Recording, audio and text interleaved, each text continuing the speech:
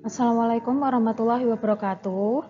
Saya akan menjelaskan beberapa soal yang terkait dengan materi keanekaragaman hayati.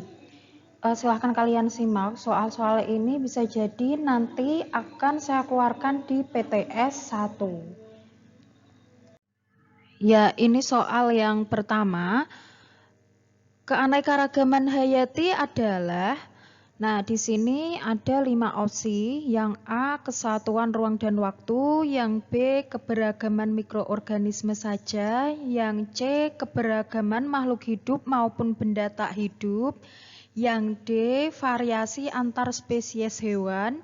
Yang E, variasi antar spesies tumbuhan. Nah, dari kelima opsi ini yang paling tepat yang mana? Yang paling tepat adalah yang C ya. Kenapa yang C? Karena di sini dinyatakan bahwa ada tulisan keberagaman makhluk hidup. Kalian tahu yang di catatan kemarin atau video yang saya berikan bahwa keanekaragaman hayati itu kan artinya variasi atau bermacam-macam dari seluruh organisme, bisa biotik maupun abiotik yang mendukungnya gitu. Nah, sekarang kita lihat untuk yang opsi A itu ada kesatuan ruang dan waktu. Ini salah ya. Karena ini tidak ada penjelasan apapun, hanya kesatuan ruang dan waktu. Berarti ini salah. Untuk opsi yang B itu keberagaman mikroorganisme saja. Di sini dikatakannya hanya mikroorganisme. Jadi mikroorganisme itu organisme yang ukurannya kecil kayak virus, bakteri, kayak gitu ya. Nah, kan keanekaragaman hayati itu bukan hanya mikroorganisme saja, tapi ada makroorganisme juga yang ukurannya besar. Berarti opsi yang B itu salah gitu. Tadi C benar ya. Terus kita lihat opsi yang D itu ada variasi antar spesies hewan. Nah, di sini dikatakan hanya hewan ya. Nah, berarti ini salah karena keanekaragaman hayati itu bukan hanya hewan. Terus kemudian yang E itu antar spesies tumbuhan. Di sini juga disebutkan hanya tumbuhan saja. Berarti ini juga salah ya. Berarti yang betul adalah opsi yang C gitu. Nah, untuk soal yang selanjutnya itu ada variasi warna kulit ikan koi yang berwarna-warni itu menunjukkan adanya apa? A. Keanekaragaman gen. B. Keanekaragaman spesies. C. Keanekaragaman ekosistem. D. Keanekaragaman habitat. Dan E. Keanekaragaman fisiologi. Nah, ikan ini yang berwarna-warni berarti di sini menunjukkan bahwa mereka itu masih dalam satu jenis ikan. Yang berbeda itu hanya warna di sini, hanya warna-warni yang berbeda. Tapi mereka dalam satu jenis. Masih ingat nggak kalian keanekaragaman apa yang masih dalam satu jenis? Nah, jawaban yang tepat adalah keanekaragaman gen. Karena ini gennya itu berbeda sehingga menunjukkan warna yang banyak ini ya, berwarna-warni, tetapi dia masih dalam satu spesies, yaitu masih sama-sama ikan gitu. Berarti opsi yang B, C, D, dan E itu tidak tepat. Selanjutnya, faktor yang membentuk ekosistem adalah A. Komponen biotik, B. Komponen abiotik, C. Lingkungan yang berbeda, D. Interaksi komponen biotik dan abiotik, dan E. Perbedaan karakteristik hewan dan tumbuhan. Nah, kalau kalian simak di video penjelasan dari saya bahwa faktor yang membentuk suatu ekosistem itu karena adanya hubungan timbal balik. Timbal balik antara apa? Berarti kalau ekosistem itu hubungan timbal balik antara makhluk hidup dengan lingkungannya. Nah, lingkungannya itu merupakan lingkungan abiotik. Jadi di sini di ekosistem itu ada interaksi antara komponen biotik dan abiotik. Jadi opsi yang paling tepat adalah yang D. Jadi kalau ekosistem itu harus ada interaksi ya. Kalau nggak ada interaksi, nggak ada hubungan, berarti dia tidak bisa membentuk suatu ekosistem. Nah, di sini yang interaksi siapa? Yaitu komponen biotik, makhluk hidup, dan komponen abiotik, yaitu makhluk tak hidup, gitu. Terus selanjutnya, makhluk hidup yang tidak dapat hidup pada ekosistem laut. Yang mana? Coba kita ulas satu persatu ya. Yang A itu ada lobster, betul nggak? Ya, lobster itu betul. Kemudian ikan hiu itu apakah di ekosistem laut? Ya, benar. Kemudian kerang, ya benar, ini masuk ke ekosistem laut. Kemudian eceng gondok. Nah, kalian sering melihat eceng gondok di mana? Di daerah rawa kan. Kalau rawa itu masuknya ekosistem air tawar, berarti ini yang bukan termasuk ke dalam ekosistem laut. Jadi jawaban yang D ini adalah jawaban yang paling tepat karena di sini yang ditanyakan adalah yang tidak termasuk pada ekosistem laut. Lalu untuk opsi yang E itu ada rumput laut. Nah, jelas ya, ini betul gitu. Selanjutnya, contoh berikut yang bukan merupakan komponen abiotik. Abiotik itu artinya benda mati atau makhluk tidak hidup. Kita soroti opsi jawabannya ya. Nah, apakah bakteri itu benar? Ya, bakteri itu benar karena bakteri di sini itu dia biotik, dia makhluk hidup, cuma ukurannya mikro ya. Nah, kalau iklim itu kan abiotik, ini salah. Air juga abiotik, berarti ini salah. Tanah juga salah, kadar garam kan juga salah. Jadi di sini yang bukan merupakan komponen abiotik, berarti kemungkinan yang ditanyakan adalah biotik ya. Berarti betul jawabannya adalah bakteri. Gitu. Jadi komponen biotik itu selain bakteri, itu ada jamur. Bakteri sama jamur kan masuknya ke dalam pengurai ya atau dekomposer. Terus ada juga manusia, ada tumbuhan, ada hewan, itu masuk ke dalam biotik gitu. Selanjutnya, nah coba kalian perhatikan gambar di atas ini ya. Ini adalah gambar rantai makanan. Nah pertanyaannya, organisme yang menduduki tingkat trofik 4. Trofik itu kan berarti kan tingkatan ya. Kita hitungnya mulai dari produsen.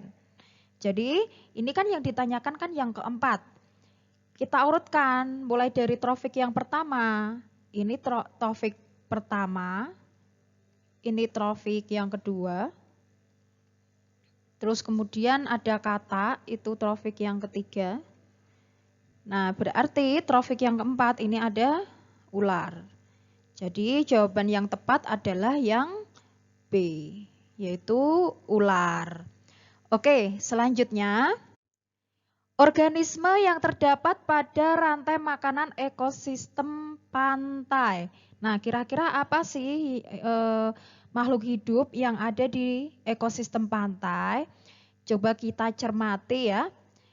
Mulai dari opsi A, itu ada daun mangrove, kemudian bakteri, protozoa, krustasea kecil, dan ikan. Yang B itu ada rumput, belalang, katak, ular sama elang. Yang C itu ada cairan melati, kutu tanaman, kepik, laba-laba, burung. Yang D itu ada buah karet, kelelawar, elang, dan pengurai. Lalu yang E itu ada padi, ulat, ayam, dan manusia. Nah, kira-kira kalian pasti tahu bahwa ekosistem yang ada di pantai itu yang mana? Berarti jawaban yang tepat itu adalah opsi yang A. Kenapa yang A? Karena di sini ada daun mangrove. Nah, mangrove itu seperti tanaman bakau ya, yang biasanya untuk mencegah terjadinya abrasi di wilayah pantai atau laut kayak gitu. Nah, berarti jawaban yang tepat tadi adalah yang opsi A. Ya, opsi A. Oke, selanjutnya. Perhatikan organisme di bawah ini.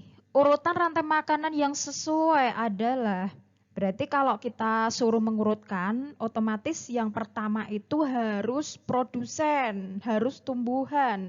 Berarti nomor 1 atau urutan pertama itu adalah ini, rumput.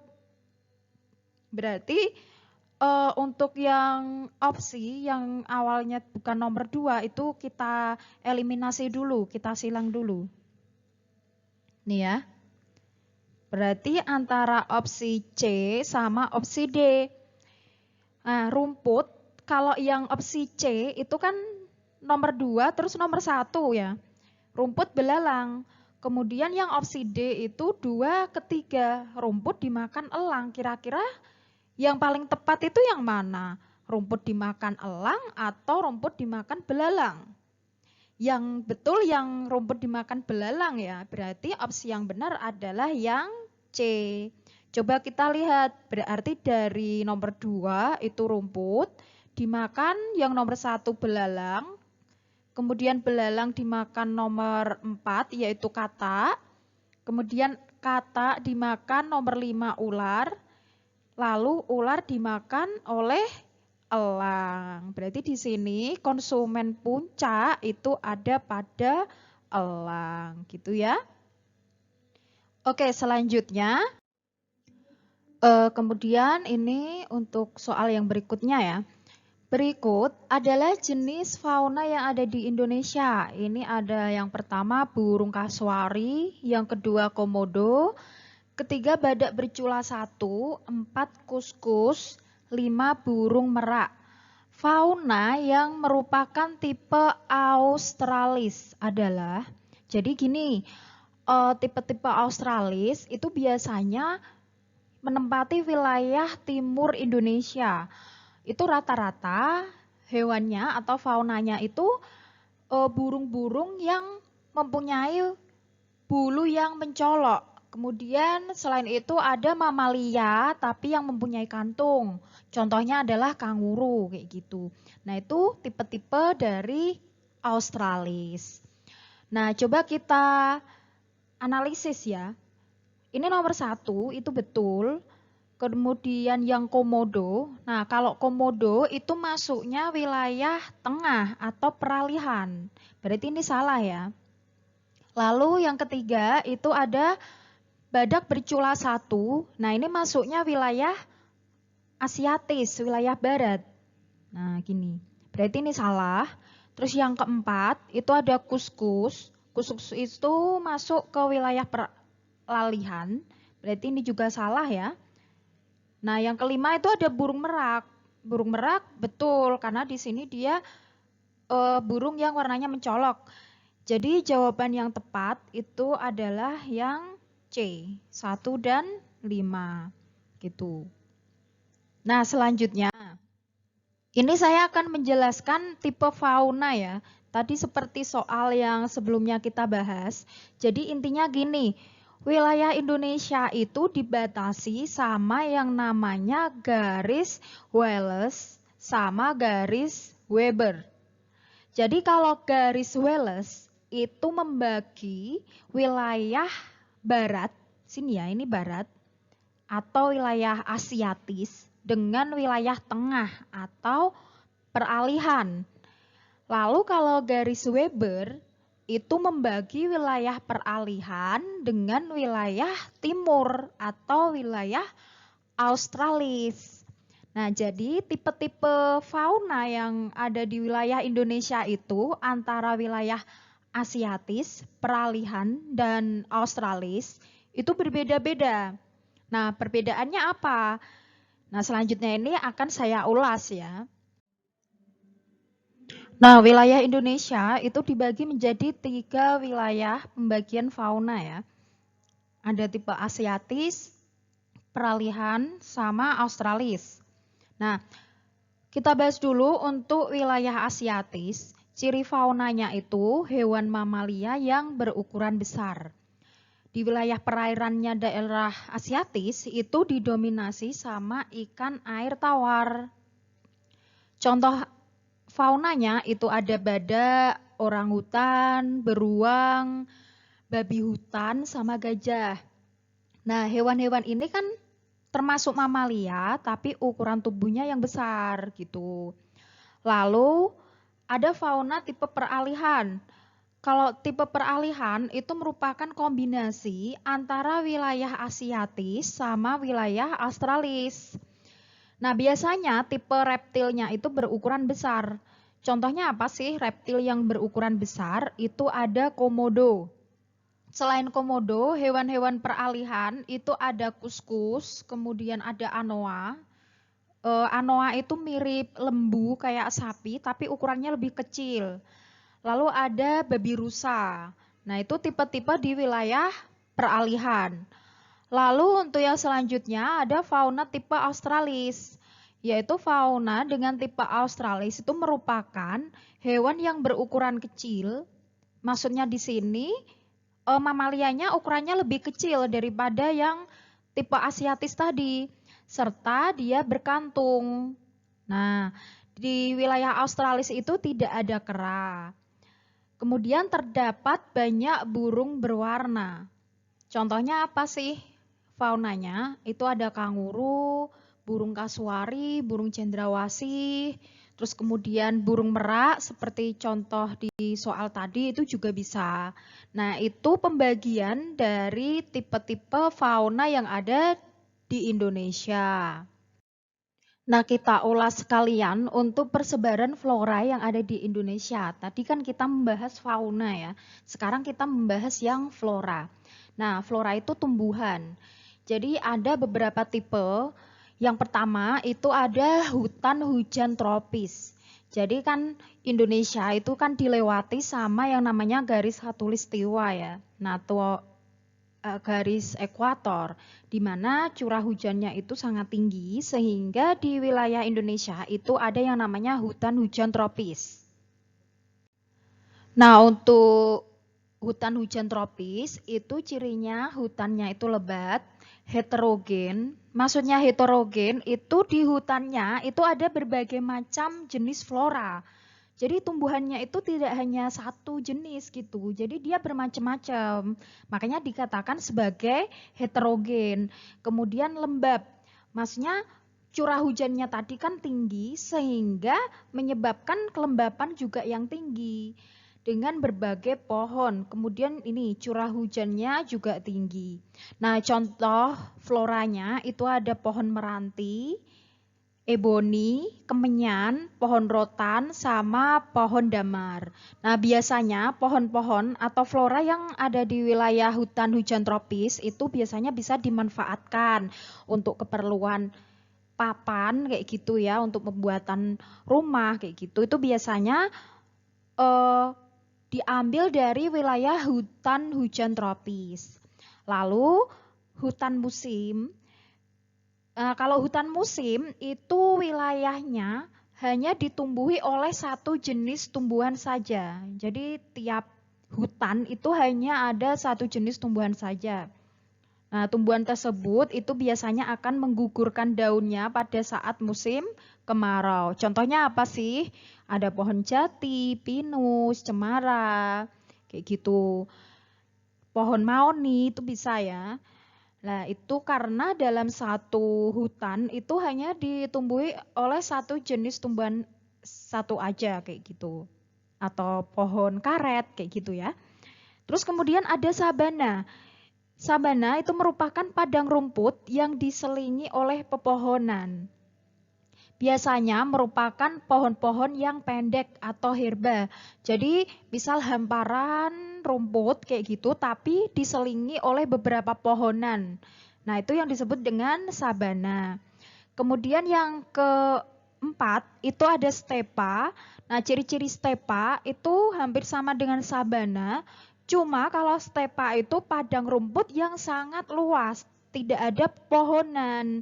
Jadi kalau sabana tadi diselingi oleh pepohonan, tapi kalau stepa itu hanya padang rumput yang sangat luas.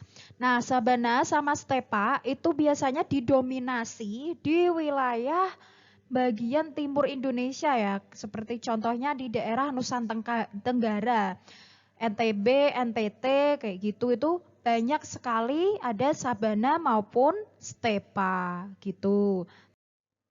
Nah, kita lanjut ke soal berikutnya.